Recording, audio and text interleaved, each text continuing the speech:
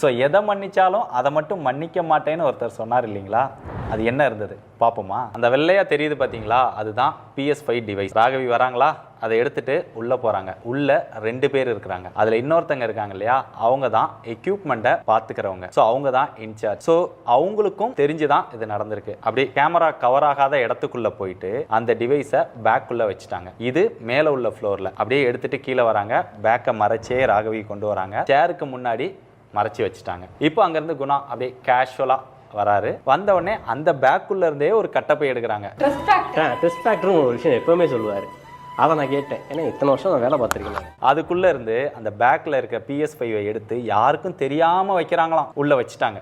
வச்சோடனே அப்படியே வாங்கிட்டு கேஷுவலா அப்படியே உள்ள போற மாதிரி போயிட்டு அப்புறம் அப்படியே வெளியில. கட்டப்பைக்குள்ள என்ன இருந்ததுன்னா, துணி இருந்ததெல்லாம் இன்னொரு கட்டப்பை, PS5 இருந்தது தான் இந்த கட்டப்பை. இருந்தாலும் மனசு ஆற மாட்டேங்குது.